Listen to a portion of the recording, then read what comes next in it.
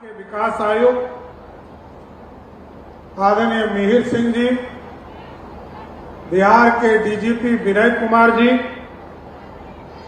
मेरे कार्यालय में मेरे सचिव लोकेश कुमार जी, जल संसाधन विभाग के प्रभारी सचिव चंद्रशेखर सिंह जी,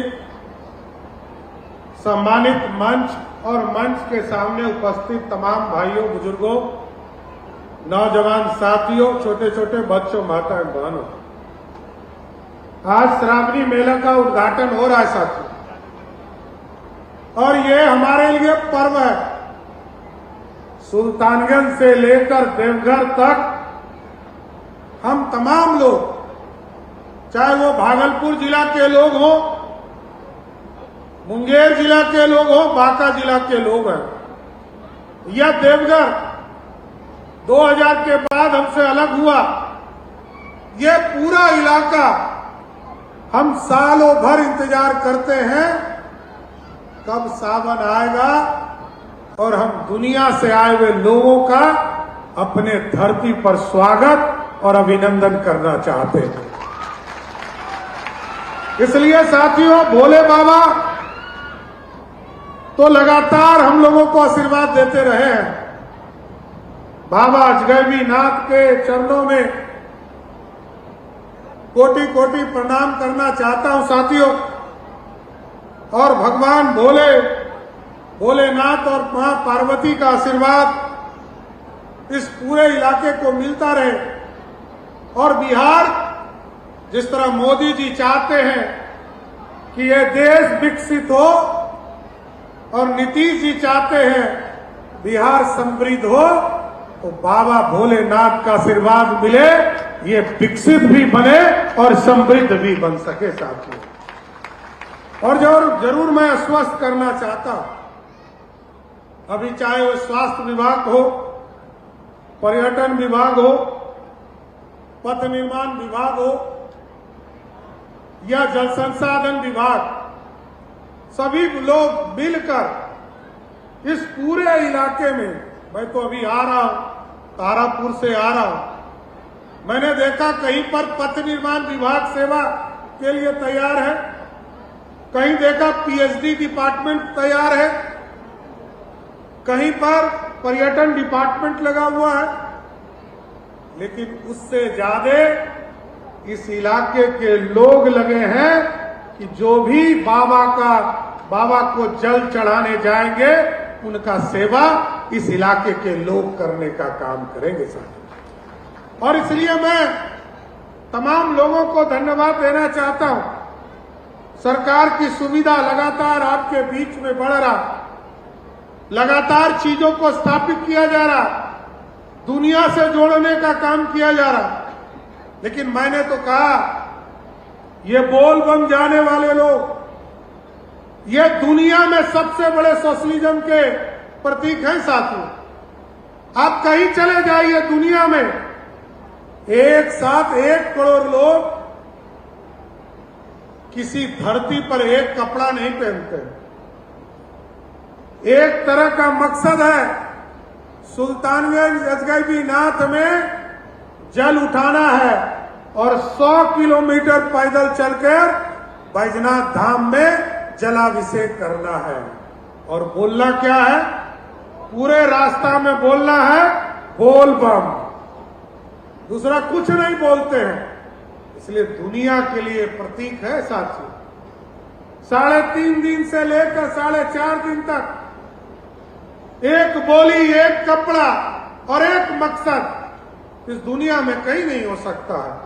हमने देखा है, बचपन से इस इलाके में रहा हूं, बांग्लादेश से, नेपाल से, श्रीलंका से, कई देश से आते हैं और इस बोल बम के माध्यम से बाबा बैजनाथ पर जाकर जल चढ़ाने का काम करते हैं साथियों। इतनी पवित्र धरती है सुल्तानगंज, उत्तर वाहिनी है। यहाँ चंद्रशेखर जी बैठे हैं, हमारे इरिगेशन सेक्रेटरी हैं, और अभी कुछ साथियों ने आवेदन दिया और कहा कि ये जो बाबा अजगैबीनाथ है, इनके चारों तरफ पूरी व्यवस्था किया जाए तो हम आपको स्वस्थ करते ये उत्तर वाहिनी जिस तरह हरिद्वार में आप देखते हैं उसी व्यवस्था में दोनों तरफ घाट बनाकर यहां पर पूरी तरह जल प्रवाह करने का काम किया जाएगा। और जो अजगैबीनाथ मंदिर है, क्योंकि हम मुंगेर से भागलपुर तक लगभग 83 किलोमीटर गंगा पथवे जिसको मैरीन ड्राइव के तौर पर कहते हैं, उसकी व्यवस्था की जा रही है कि गंगा के किनारे पूरी तरह एक बांध बनाकर, सड़क बनाकर टूरिज्म की भी व्यवस्था करेंगे और पूरे सड़क का भी निर्माण करेंगे। अभी अगले साल इसी पुल का मैं पिछले दिन आया था, अगवानी घाट आया था वहां के विधायक जी के स्थानीय कार्यक्रम में, और पुल वाले जो कॉन्ट्रैक्टर है उन्होंने लिखित तौर पर हमें दिया है कि 31 दिसंबर 2027 के पहले हर हालत में अगवानी और सुल्तानगंज का पुल चालू करने का काम किया जाएगा। और ये सुपर स्ट्रक्चर होगा साथियों, ये पूरी तरह स्ट्रक्चर बदलने वाला है। ये लोहे का बना हुआ जाते होंगे पटना, वो पूरा सुपर स्ट्रक्चर का काम शुरू किया जा रहा है। लेकिन साथियों, इसके साथ साथ मैंने डॉल्फिन की चिंता किया था। जब मैं 2014 में इसका डीपीआर बनाना शुरू किया और 2015 में तत्कालीन मुख्यमंत्री नीतीश कुमार जी ने इसकी सहमति दी, तो मैंने इसकी डॉल्फिन की भी कल्पना की थी। लोगों के लिए चिंता किया था कि बीच गंगा में उतरने की व्यवस्था हो सके और डॉल्फिन देश और दुनिया के लोग आकर देखे ये जो अजगैबीनाथ का नगर है, यहाँ डॉल्फिन लोगों को देखने का आनंद मिल सके। इसके साथ साथ हम लोगों ने तय किया, अभी हमने रोपवे के लिए कॉरपोरेशन बनाया और 2 जगह पर गंगा पार कराने की व्यवस्था हम लोगों ने सोचा है। एक पटना में, पटना के बाईपास जो मैरीन ड्राइव है उससे अजगैबीनाथ, वहां का जो हरिहरनाथ मंदिर है वहां ले जाने का काम करेंगे और अजगैबीनाथ से अगवानी घाट भी रोपवे से झूला लगाकर पार कराने का काम करेंगे। इसलिए साथियों, ये दुनिया का केंद्र है और दुनिया के लिए आकर्षण का केंद्र बनने वाला। ये अभी ललित जी बोल रहे थे कि इसका नाम बदल दीजिए। मैंने पिछले बार ही कहा था किसी को बदलने की जरूरत नहीं, आप लिखना शुरू कर दीजिए, ये नगर अजगैबीनाथ नगर है, इसको लिखना शुरू कर दीजिए, क्योंकि ये बाबा का नगरी है। और लिखना शुरू कर देंगे, सब लिखना शुरू कर देंगे, प्रशासन भी लिखना शुरू कर देगा।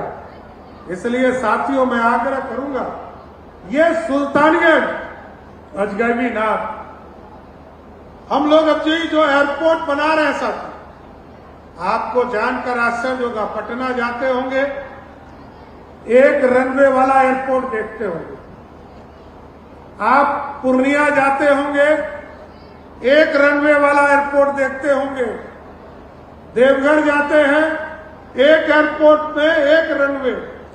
लेकिन जो अजगैबीनाथ का एयरपोर्ट बनेगा साथियों, आप 4 लेन सड़क आपने देखना शुरू किया, सुल्तानगंज से देवघर भी 4 लेन सड़क, जैसे ही बरसात खत्म होगा, सारे एनओसीज हो गए हैं, उसका काम भी शुरू करेंगे।